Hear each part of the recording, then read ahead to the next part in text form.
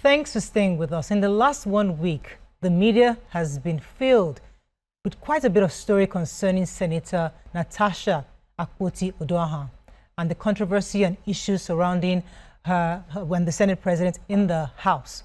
However, because the issue is in court and TVC Communications here, we are law-abiding and we are bound by the laws of the land, we cannot discuss the issue because it's sub judice.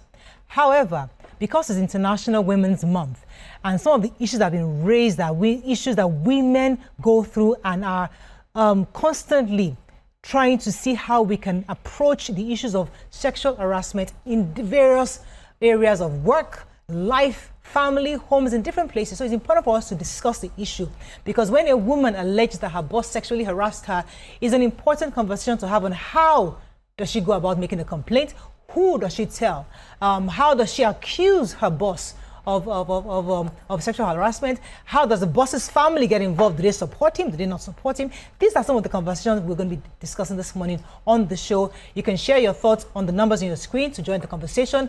Also see how some of the solutions we can prefer to women who are going through various harassments and others who have come up wrongly or even falsifying stories. There have been different angles. Some women have, you have stories where women have falsified stories of how their boss sexually harassed them, and then many years down the line you find out that they lied about it. So how do we women, how do we breathe in this kind of situation? How do we find some kind of succor in a system that seemingly works against women? That's our conversation this morning. You can call us on 020-166-352013, 091-390-76448. You can also tweet to us at TVC Connect. Please hashtag YourViewTVC so we can read your tweet. So this allegation of sexual harassment, it happens. I remember many years ago in a company that I worked, and the staff at the time, the interns at the time, used to complain that staff used to sexually harass them.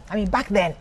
And when, in the company, then I had spoken at that company and had mentioned to the leadership in that company, and then we tried to find a way to stop these people. And because those interns were young, they just felt that nobody would listen to them. Who will believe you're an intern? But we had to call a situation where the interns came together and they made allegations against a certain person, and that person was properly reprimanded and eventually let go of because there was no evidence where he takes these young girls to hotels, and they felt like, he's my boss, so let me just allow him. So these are things that happen, but in many cases, a lot of people don't get that succor, and especially at that level.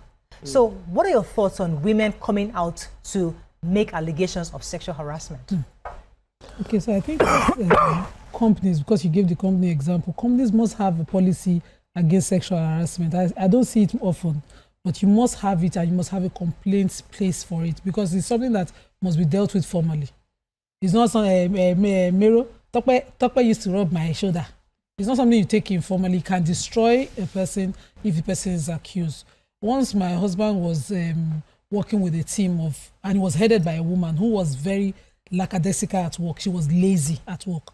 And so he kept raising the issue. And one day he came on and said, imagine this lady, she just accused me of sexual harassment. And because his wife is a lawyer, I said, how? He said that she said to the overhead boss that he laid the complaints because she refused to hug him. And I said, you too, the hug person, are you not a Muslim? I said, no, when I come to work, we were all hugging each other. And that particular day, he had even extended the hug and she just turned and then he walked away. And that was the sexual harassment she brought before. I said, you better be careful. It's something that is always very formal and always very dealt with formally. He said, even the boss called immediately and said, I understand what is happening, but you know the policy of this company, you know what she's playing at, so you need to be careful. So we see women do these things a lot. He had to let go of that particular complaint until she was found by another boss, and then she was let go. But he couldn't be him again because what she wanted to do was nail him so he doesn't go ahead. And it's something that companies must put formally, provide a platform for that kind of complaint from both the accuser and the accused, so that people can come out and say, this is how to go about it. Because some people are totally lost. They don't even know these things exist. They'll be found at it wrongly. Company policies must. There we're talking about, a law-making body, something as huge as, the National Assembly. And we're here now. I'm just happy that, they're both in court and it's a court issue now. But I wish that, this could have built up they could have been paper trailed the way we suggested. I think it was Tope that said it, that the last time somebody had mentioned something similar, maybe if they had put policies in place, everybody would be easy for people to come up and make a formal complaint. So, okay, so for me, the reality is there are policies. There's a whole department, and there are people that are supposed to sit down and hear your complaints. But the reality of it is that when a woman makes a complaint, a sexual harassment complaint, the conversation is usually off the procedure. It's like, let me advise you sister to sister. Yes, you may go the formal way, the procedure, but this would not look good for you. It will backfire. Sister to sister, ignore it. Sister to sister, we'll try and see how we can move you from one department to the other. So the truth is not that people are not aware that there's HR or policies have not. In fact, if you were to put up a company, HR, one of the HR policies is that you must have the guidelines for how to deal with issues like that. But in reality, and you know, thinking about sexual assault, I know that many people, especially many men, especially men who do not engage in such, find it difficult to believe that sexual harassment happens so often. Like, you know, I'm just sitting down, for me, even as I am, my big age and everything, not too long ago, you know, I had mentioned to Nima, I had met someone who was of a certain caliber, well known and respected, you know, and just a 2 minutes or 3 minutes conversation, I was already propositioned. Do you understand? And for me, I shared it with her. It was not an office setting, but it was just that it's that often that easy for it to happen. And sometimes when you talk about it, sometimes it can happen to you twice in a month, sometimes 5 times in a year. So that when you talk about it, people are like, is it only you? You know, you've had that. Yeah. So women find it difficult to talk about these things that we go through because many people don't believe us. A lot of people, and you know, it's like a power thing. A lot of people just want you to be careful. Yes, a word against someone who is more powerful, and to protect you as well. So I've seen issues, situations where the women, when they say, let's do sister to sister, it's not necessarily because they hate you. It's because they have seen too many times that it does not work in your best interest. So let's find other ways to do it. The only people that can make sure that these sorts of things are handled properly is the men. And the men always come out and defend the men. We need more allies on the other side. Yeah. They need to understand that these things happen for real and women struggle with it. And even if there's a proper dismissal or suspension of the perpetrator, the person who's left in that company still faces some sort of indignities from colleagues or people who felt that you sent our person away, you know. So it's a huge issue. What are your thoughts? I think we need to redefine and enlighten people about what sexual harassment is, because we assume everybody knows what is sexual harassment, and people do actually know. You ogling, like you're looking at me, and you meet me and your eye doesn't look at my face, your eyes on my chest, you're sexually harassing me. If I walk past and you're all whistling at my backside, you're sexually harassing me. If I am uncomfortable, if I have to, like, we had an intern that was she became a staff later, that by virtue of her body proposition, and people were talking about her backside over and over and over. They called it out. They spoke about it behind her, in front of her, because of the way her shape is. What should she do? That is sexual harassment. If you look at me and feel like my outfit I'm putting my chest in your face and you say it over and over again, it is sexual harassment. If you indicate a proposition me and I say no, and you continually talk about propositioning me over and over again, you're sexually harassing me, even as a single person. Have I been sexually harassed as a married woman? Yes. Absolutely. And that's the audacity of it, like Mariam was saying, was extremely shocking to me, that I went into prayer and fasting, that what would I have done to make this person feel like I'm the sort of person that you would propose that kind of thing to? Like, it was, for me, it was like, like, you know, I'm married. Why would you even consider it? And that is how bad women are having to dodge. I've been pregnant and I went to eat with my husband, pregnant. Sat down with my husband, we were sitting facing each other. He stood up to go and he said, before I came back, a card was on the table. As in, like, I don't think men understand how annoying it is Because that's why I say we need to redefine what is sexual harassment. Because when you listen to the response that has been on social media nowadays, he's just joking. He takes everything with, he's a light-hearted person. That light-hearted comment is making somebody uncomfortable to contribute their best in the office or contribute their best in whatever they find. So we need to redefine it, because that was what happened with Me Too movement. When the Me Too movement started, people now realize that some simple comments of, look at you, I'm uncomfortable with it, don't tell me, don't tap me like that. Okay, can I quickly use the Violence Against Persons Act, the VAP Act? I always think it's very comprehensive, so I don't bother about other criminal laws on this. The VAP Act defines sexual harassment under section 46 of the Act as an unwanted conduct of sexual nature or other conduct based on sex or gender which is persistent, serious, and demeans, humiliates, or creates a hostile or intimidating environment. And this may include physical, verbal, or non-verbal conduct. Okay. Now, it puts the burden on you. On the interpreter. You have to define what it is exactly. For instance, a person looking at you, in my own language, they will say, why are you looking at me? Is the person that finds trouble. So you have to define what you think is an invasive look. You have to define how the person makes you feel. And you have to define if that look and conduct over time have put you in a position of abuse or a loss of position, or, or demeaned you at a workplace or a public place. You have to be the one to define it and pray that the discretion of the unbiased mediator, which is the judge or person in this case, buys into what you think. Yeah. Unfortunately, it might not be. And because Morel also mentioned when we need to do the balance where women just play the victim game. There's that. I used to have one friend back in the days when we were quite young. When we go to our Muslim community where we used to take tafsir classes, she comes out and says, "Hey, this is the way that guy looks at me. He likes me." And we all believed her until fast forward, everybody was not getting married. And she was like, "No, I wasn't into him." For a long time, because I didn't know what to do. I believed that. And I would say to them when I see them get married, "You broke my friend's heart. Were you not the one? Me, your friend. Are you okay?" So it takes defining. So Nima, that takes me to women supporting women part of this conversation. Because when your friend says, or when somebody says, "I've been sexually harassed by that person." Now, as a woman, do I support you blindly without investigating? Or do I go and start asking to be sure it indeed happened? Because as a woman, once I tell Mariam, I expect her to automatically say, we are fighting this together because women are trying to support women. So I've said, Mr. A sexually harassed me. I expect all my friends to back me up. Even if I never mention it to you, it's private to me. So where do we draw the line in supporting blindly, or just saying, you know what, we have to first find out to be sure my friend is correct before going ahead? My take on this is the first thing is to believe whatever you say.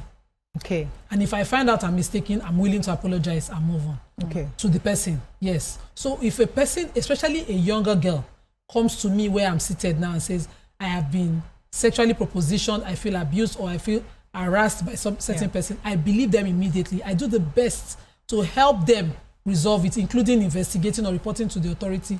I think we'll investigate. If the investigation reveals that the girl was either overthinking things, because you have that in those cases, or that it didn't happen, I would be willing to apologize to the accused person and over time try to redress it, because it also takes a while. I've noticed young men who suffer this, it takes them a while to get back. They'll be like, you see this gender, I don't even want to have anything. Some people just, brush everybody together. But because this is possible, and because the line of the mistake is huge. Imagine the young girl just coming out of such a situation and running to you, and you say, I beg, you are not the least of me.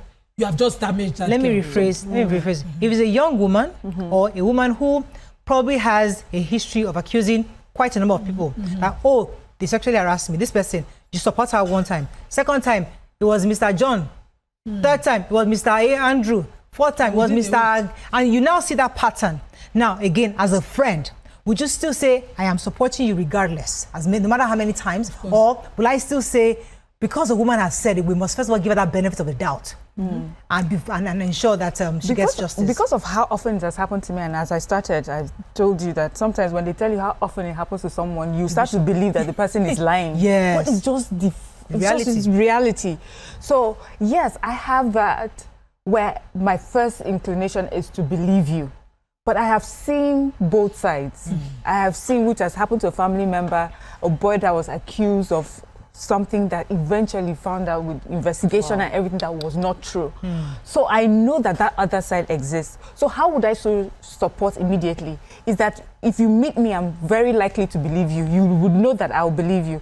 But the steps we're going to take will now determine, you know, how vocal I become. So if I'm going to now be vocal in support of you, we need to now start talking about evidence. I would say, sis, bring the evidence. Let's talk about it. Give me the circumstantial and whatever evidence. Let's talk about it. I'll rally up other sisters, you know, and we'll sit down, we'll discuss it. We would also talk about, because, and this is not because I don't believe you, but because we know how this can turn around, we'll look at it in such a way that, please be sure of what has happened. What happened? What did you put aside to defend yourself? Because usually once this thing leaves this circle and goes out, it will be interpreted and misinterpreted anyhow. Tomorrow they'll say, why would she say, did you not see the yellow tiny skirt she wore the other day? You know, they will make a mockery of what it is that you've gone through. So when I sit with you, it will be and ask you questions and one more information. It's not to break you. I mean, for anybody, if this happens, not to, it's not like to shame you. It's just to make sure that when we go out there where it is, where they don't believe us, where they want, you know, we don't have any powers, that we are prepared. So I understand when women say to other women, this is how we should do it. I understand that it's not coming, usually it's not coming from a place of malice. It's just, let's do it in a way that helps you. I always wonder why we don't lean on it. In that kind of, we are going through a sexual harassment. Why don't you lean on the other sisters for support? Why do we find that difficult to do? Let's go on a short break. When you come back, we continue. Stay with us. We'll be right back. Thanks for staying with us. We're still discussing this matter, the role of the spouse of the accused. It's a very, it's so deep. You know, before Hillary Clinton and many other wives of leaders. Oh, I had a caller, Winty. Adewale from Akwa Ibom. I'll come back to you. Good morning, sir. Are you there? Adewale? Hello? I'm sorry for keeping him. Go ahead, Mariam. Yes, I said before Hillary Clinton and all the other leaders, you know, that have been accused with this, you know, by women and how the women have stood by them. Before then, you just knew. You defend with your full chest. You go out, public statements, you carry your Bible and you carry it on your head. Media, whatever, Pali, you talk about it. But, you know, our older sisters, they have taught us that sometimes, you know, we should learn from their own experiences. So I believe that as a spouse, with this sort of accusation, it's best to support from the inside. I will support you from the inside. And I will, but to be honest, it will be, if you are accused of this, even when you tell me you did not do it, I'll still be looking at you with side eye. I'm like, why you? Why did it be you? You know, if you have conducted yourself properly, like, did you go straight to where they said to you and come back? Did you go? Where did you stop? Where were you to Ethiopia? And we ask you those questions, so I will be supporting you, but from the inside. And then when we finally prove that you are innocent. Yeah, innocent. I'll be right there with you in front of whatever. You know, but for me, I think it's a really tough position to find yourself. What I find a lot of women will do is stand by their men, but I don't see that for usually the other way around. Men would support from the inside. You know, quietly they're supporting whatever they need to push, but you will never see them stand beside a woman and do press release and stand beside her. So I feel that because it's such a because what is happening, especially for people who are in position of power, is there are two things as a woman you'll be standing for.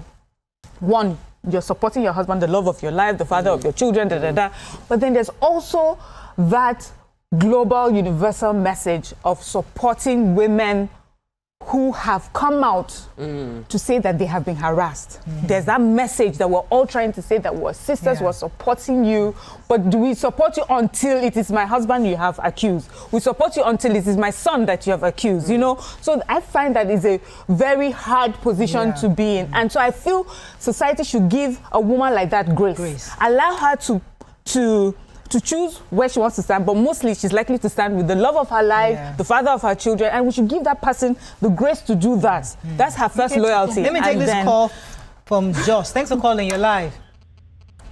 Hello, good morning, Malayo. Good morning, sir. I can hear you loud and clear. My name is Ali Suhasa. I'm calling from Georgetown. Yes. Good to have you. Excellent topic. I always appreciate your program as usual. Thank you. This sexual harassment issue. Hello, I hope you are hearing me. Very clearly. So find this sexual harassment in the red chamber. I don't know. Madam Natasha, when did her complaint start?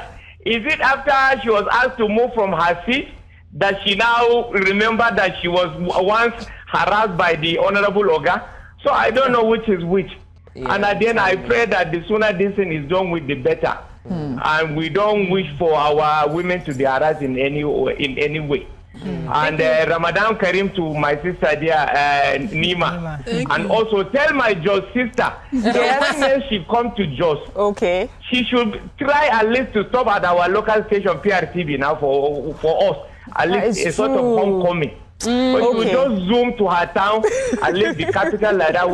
While some of us, she's part of the reason why we always make it a duty to watch the program with our brethren. Thank you, Sally. I will stop at PRTV next time, I promise. So there is an issue. Address what Salisu said about when the woman comes out. And what time you know, I talked about leaving the paper trail. She might have been seeing it, maybe letting it go, but now it's going to cost her. Maybe there's a time when your integrity comes to question in this kind of things. Maybe the person is now forcing you to demanding more. Maybe, okay, you have not done this thing. You are not going to lose this. Or I'm going to call you names, or I'm going to accuse you. You are now forced to speak up about something you've chosen to be silent about. So there's no perfect timing. There's also something about the integrity of the person being accused. I mentioned the case of my husband's accused time. He had to ask that, can I be moved out of this place? Because now I don't even know, I can't work with this person anymore. This is too serious for me. And he was transferred. Can the case in question, you know, because we have a deputy senate president, it is a voted place inside the house. It's not like you're not telling your constituency to leave. Because you're holding such a powerful position, it will be difficult to investigate such a powerful position. If you're a person of integrity, you can say, I'm stepping aside pending this. You can say that. And when you're proven innocent, you step back. It gives you more leverage. It gives you more integrity and respect. Let me take another call from Joss, I believe. Thanks for calling. Your people are... I don't know. Not I got it right. Hello, good morning. Good morning. Ade from London. London. Sorry. Joss is also Nigeria's London. Greet the king. Ade, go ahead, Ade. Yeah, my number one, I stand by the women. I'm the only man that stand by the women all over the world. Thank you. And I condemn sexual harassment. Thank you. For married women. Married women should not be harassed sexually. For all women. Like it. It's a taboo. You understand? But you can't say sexual harassment for single girls because they are meant to get married and they are meant to be toasted. Wow. So that's, but for married women, it's a taboo. No go area. So me, I don't like that. I hate that. You understand? On BBC this morning, and they told us that in Dublin, some Brazilian girls that don't want to rent a house, landlords are asking them sex for rent. Well, BBC, they were telling us, so sexual harassment will continue to happen. But it's only to be single girl, not rape, to be single girl, toasting them. Thank you very much, Ade. There's another issue that I think is important for us to bring on into this conversation.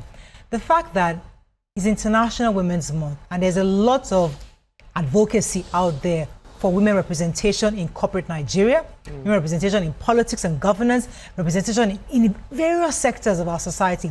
And we are consistently clamoring for more women to be allowed in certain levels.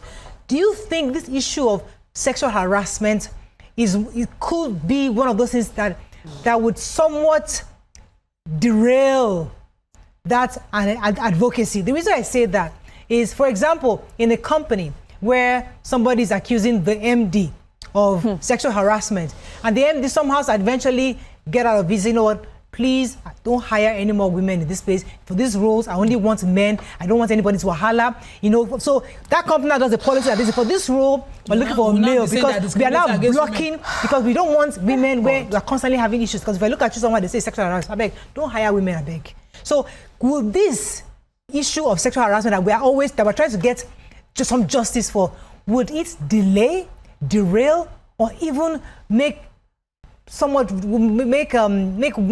light of this our advocacy for women, equal representation that we're clamoring for? I think this is the reason many women tolerate the harassment in the past. The risk of losing the job or losing the opportunity or by fighting might stop other women from getting this opportunity. That's why many women tolerated the harassment. So I don't think that it might have temporarily give setback, but long term, it is better for women to speak up and fight. I also feel like we should stop begging for a seat at the table and build your own table. My office has more women than men. My husband, every time he comes, he's like, your office has no gender balance. How many men do you have? And I said, well, I'm a woman. In my office, I have the opportunity to employ as it suits me, and I'm employing more women. But if it was a man that did that, now you complain. But in a lot of men's offices, when I go to see my real estate men, I see more men than women there too. So I would lean towards, so women should build the tables. So build the companies. In a place like a National Assembly where we're trying to get more women, the table is already there. We're trying to get more women inside. The table is actually the campaign machinery. The table is the money that backs the campaign machinery. So if you are able to leverage your influence as women, you will build the table that I can never forget Tope Sakele saying on this show a few years back when we were still in the former studio that women should fight to be Mama Saleh. Be that woman that if you stand up and say, everybody, we are voting for Nima this time, they'll be like, yes, ma, yes, ma, yes, ma, and they will follow and vote for Nima. If you say, this election, we are voting for Mariam, become that woman that is so influential. Your table cannot be shaken. The men will come and meet you and tell you, ma, the person, because there are some men in this country, actually the power blocks are controlled by some people that whenever you want to win in those zones, you go and meet them. Yeah, let me take this call from Yakub. He's been holding for a while from Tope. Thanks for calling. Yakub. He knows what to do. Hello. Good morning. You're live. Go ahead, please. Yes. Yeah, thank you very much. Sister Nima, Ramadan Kareem. Permit me to say this before I come to this particular topic. Morayo, I think last week, Friday, I tried to call him, but I couldn't. When you I think it's Friday or Thursday, if I don't make a mistake, you granted an interview with Amaka, one of us. Yes. In fact, Morayo, please, I'm not trying to taking you guys back. Amaka stands as my hero for this year. Is an hero because she said a lot of things that, in fact, I would be surprised if the first lady of this country is not listening to that very particular program because she really needs help. And then, Morayo, I know that you have the key. You have the key to let the first lady of this country to know what she's passing through and the people like that. Because for Amaka to come out and then make sure that he told us all what she said that day, I give her kudos. She's already made my hero for this year. God will bless her, Amaka. Thank you. But coming to this very particular topic, Morayo, listen to Natasha Apoti because I listened to her on one of your sister station, which channel television. Morayo, when I listened to this woman, I was like, wow, in the National Assembly. And then for that woman, she is a strong woman. It is not only that she came out, and then she also came out with the facts. And then she also said that the Senate president has every right to come and defend himself. But up to now, I start to be corrected. I've never read it anywhere that the Senate president said anything except our wife.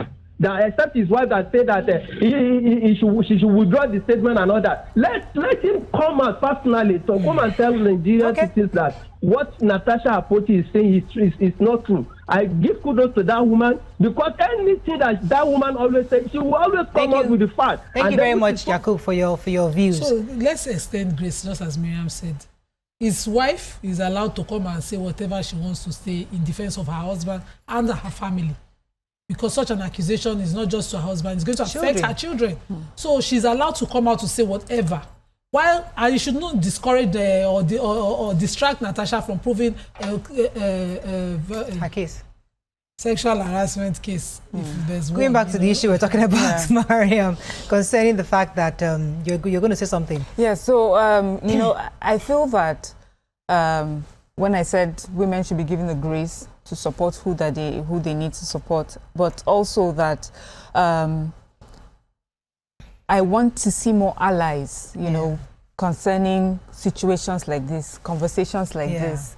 When a man, just look at the person that called us, when a man says, I am an ally, I stand for women, I know that women too should be influential, should be strong, but there's something, knowing that you have a partner on the other side join you, it just like double the strength, you know, double the conversation. So that's what I would like to see more of, you know, going forward.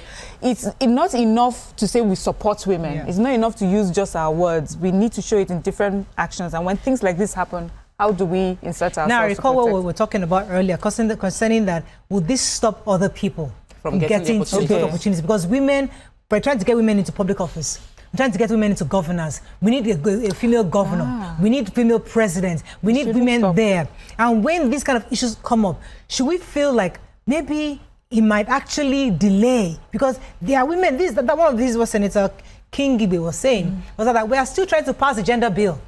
So these are things that, now, should we, regardless of what we're trying to advocate for, should we still face this matter? I mean, how do we balance it out? We might discourage, you know, women from coming out because of things, but I don't think it should. Okay. You know, there's nothing perfect in life. In life happens, things will happen. You must define your standard of what you must face. Yeah. But your dream must not be, given up for anything. If any woman out there wants to be a senator, this should not in any way discourage her. Before you get to that position, you would have won your ward elections. You would have won your. Should men not be discouraged by this to support women? Yeah. Let this not discourage. Let this situation not discourage men. Support. Yes. No, that one we need it. You know, men should come out now and give women not just support but opportunities. Instead of you dragging it with a woman, because you have more resources, can you back her up and let her, go out if you think she has the intellect to thrive there? But for women, so I know what I'm saying. Some women will tell you, I remember when we were wearing hijabs and we were all going to school and all, something was being preached among the society I grew up in. It was a Muslim community, and we were told we're better teachers. As a Muslim woman, you are born, because the Prophet says, if you educate a woman, you educate a nation. All of us should just go and do education. I was like, with the kind of gra that is in my body, it's not for me. It took a while for the vacancy for the deficiency in society to show, for people to say, okay, we're needed in every aspect. I know we Muslim women who were astute accountants who never thought of banking, because they thought in banking they will first put my hijab, they will force me this and that, and some who thought, okay, let me try, let me, I have the family backing, and they are thriving and they're wearing their hijabs in the sector today. So you need those women who break barriers. You need them, and we need to break barriers. Whatever this story, if another Natasha can come in another 20 years, let there be women in the house of the Senate. Just I was watching another channel, and they were talking about women, of course, in preparation for International Women's Day, and they were highlighting some women, like women from old. There was YK's grandma, Funmilayo Kuti, and where she was talking to the Oba to reduce the taxes, and she was like, Oba, reduce. I said, no. I had to tell them. I said, that's not how she talked to the Oba. She stood firm and confident, and she spoke. And, this world, forever, things keep changing and evolving, but human relationships still remains like the one thing that does not really change. There was a time we never had cars. Now we have cars. We're flying. We're going to space. But human relationships still remain the same. That dynamic between man and woman, and the power that men have over women, and women constantly fighting for their rights, has remained the same. But the only reason why we've seen progress in that way is because one woman or two women stood up in spite of everything to demand for rights. So I hear you, Tope, when you say that women need to build a table and need to be more influential. I get it. I understand the rhetoric, but I also understand that you cannot do it without allies. You cannot do it without the men. So these men that support us, that tell us in our homes, we support you, but do not come out and support us. This is the time to do so, so that we're able to build a table ourselves and, you know, are able to stand for women's rights and protect our children. So tomorrow, like, you know, today we're talking about various women. These women are wives to allies, they are daughters to allies, you know. So you want one day, so you want someday when your daughter is able to sit at a certain table, you know that you help build that table for her to be able to represent. Wrapping up soon. Talk about yeah. So of course we cannot overlook allies. We've said it over and over again. We need more E for she's, but it doesn't have to. You don't need a crowd. And I'm so happy you used the example of Funmilayo Ransome-Kuti, because we from the story that we've heard, she had a husband and she had a father, and sometimes that's all you need. If you have one, you have enough, and you can step out there and fight. And the privileges we are currently enjoying as women is because some people stood, fought, and died. So if you see someone standing, stand with the person. If you see someone fighting, fight beside the person, so that your children and your daughters and granddaughters would have a better life as women, not have to struggle the same struggle that you are going through right now. I think that, yeah, Nima, I wanted to use, okay, let me just quickly respond to someone who's saying that the evidence of bad character of the accuser is also in question. Even when somebody's character is in question and the person has accused someone, both of them will step aside when neutral parties come in to investigate the case, because we must, you know, keep the sanctity of such an establishment. You know, and also we must remember that even a prostitute can accuse somebody of sexual harassment because she's a Nigerian. She has a right. She'll, regardless of anybody's track record of this person, that person, just like this. Listen, somebody has made an allegation. It's important for the courts to see how we can do it, just like you said, independently. Amora, I think one thing is important, because we had the caller who said it. There's a difference between sexual harassment and asking someone out. Please, that someone is single does not mean that person should be sexually harassed. I think that's all we can take on today's show. As we said earlier, we know that the senator's story is pretty hot. Everybody wants to talk about it, but we can't, because TVC Communications, we are law-abiding, and we have to understand that the case is up to this, and we cannot discuss it currently because it's in court. However, we're waiting for the judgment, and then afterwards, we can now tear it to pieces as we deem fit. Have a great day. See you tomorrow, and happy International Women's Month as we start. Bye-bye now.